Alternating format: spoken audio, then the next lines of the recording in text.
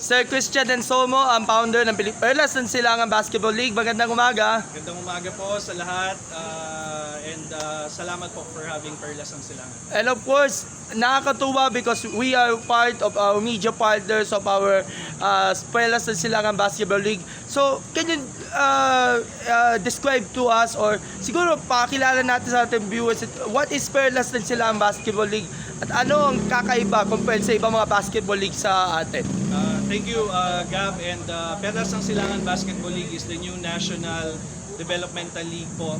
So we are launching 6 age categories po, as young as 8 to 11 all the way to 21 under po tayo. And siguro what makes us different from the other leagues is we want this to be collaborative.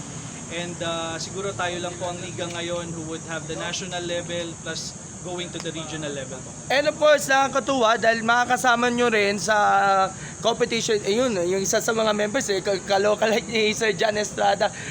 Perlas ng Silangan Basketball League, yung Pilipinas Dream Team. Natawa si Ma'am. Pakilala natin, si Kuya. Pangalan mo? Edward Santos, aka John Estrada Kalokalite. Tapos sa Pilipinas Dream Team player at official endorser ng PSBL pagdating sa basketball. Abangan nyo at marami pa tayo sa larangan ng entertainment. Kompleto kami, meron kami Lebron James, meron kami kung ano-ano pang pampasaya para sa inyo. So, paano ma-expect natin from you and the rest of the members of the Pilipinas Dream Team? Lalo na kayo yung magpapa-halftime spectacle eh. Siyempre po, iikot po tayo nationwide. So, encourage po natin yung mga grassroots, mga homegrown, mga bata. Pagtuturo kami ng konting basketball clinic para sa gayon, para sila mag-qualify at para sila maka-join, makasali. Saka, alam mo na, yung dream nila para fulfill nila sa mga darating na panahon. Pero siguro, Sir Christian, dyan ka lang ha. May pangin ka muna mga details, mga patikim sa mga abangan natin doon sa media launch. And of course, ang mga abangan natin, ano magiging format, ano mga detalye. Of course, meron kayong commissioner, si Coach Rodney Santos. Ano ang mga abangan natin?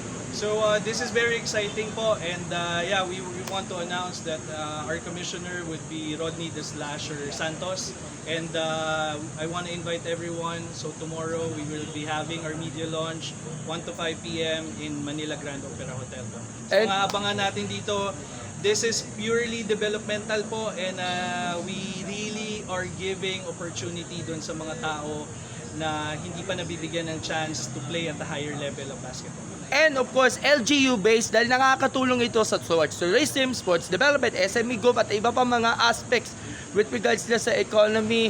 Lalo na ang official start will be on July sa Araneta Coliseum. So, dapat pagkakaabangan natin. And of course, ibibigay ng Sports Corner PH sa abot ng ating makakaya yung scores, results, and other things about the PSBL. So, finally, ang inyong imbitasyon para dito sa inyong pagsisimula ng PSBL, sir.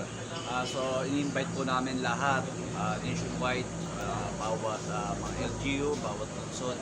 So, mag-join po kayo sa PSBL. Ito po yung pinakamaganda at pinakamasaya. So, makakaabangan. Grabe.